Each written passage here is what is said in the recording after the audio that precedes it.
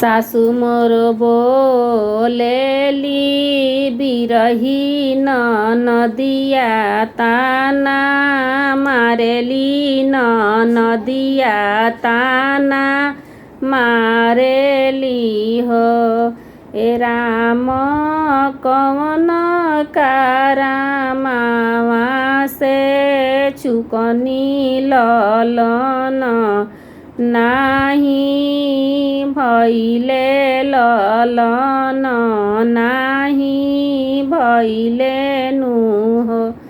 पेड़ावा प बोलेला सुगानवा मधुर बोली बोलेला मधुर बोली बोलेला हो।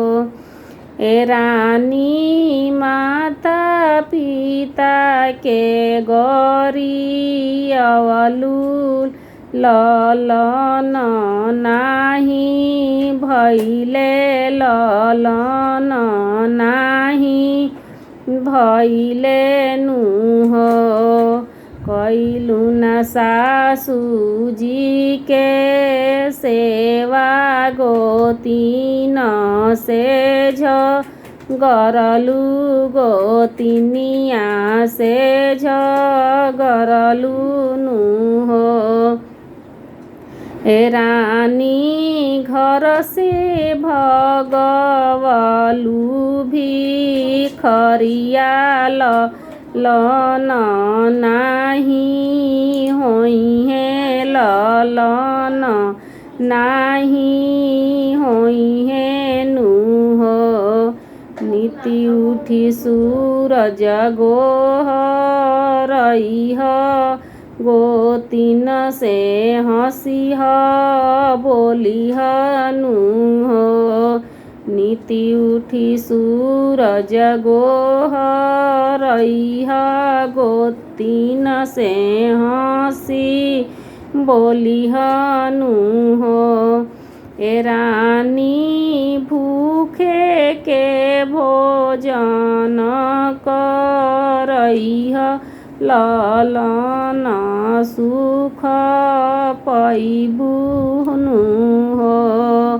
ए रानी भूखे के भोजन करइह ललन सुख पैबू नुह। रोज करिह सासुजी के सेवा भसुर से आशीर्वाद लिह भसुर से आशीर्वाद लिह हो। ए रानी गोतिनी के करिह तुहु आदर ललन सुख पैबू ललन सुख पैबू नुह। मानी गइली सब रानी बतिया सूरज गोड़ लागेली हो। मानी गइली सब रानी बतिया सूरज गोहारावेली हो। ए राम करेली रविवार व्रत ललन हमके देई दी ललन हमके देई दीनु हो।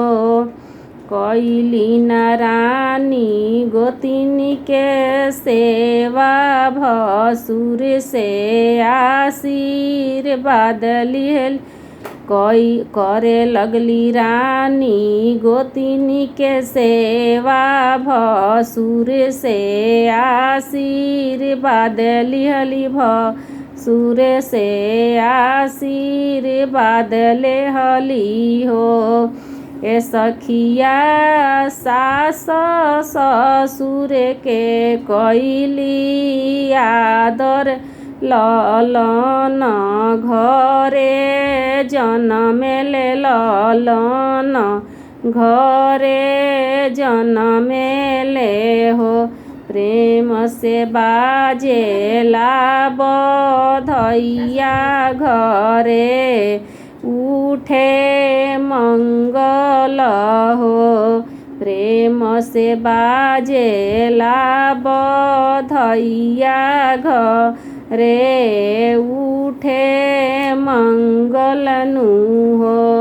ए सखिया छूटी गईले बाझिनी के नाम ललन घरे जनमेले हो।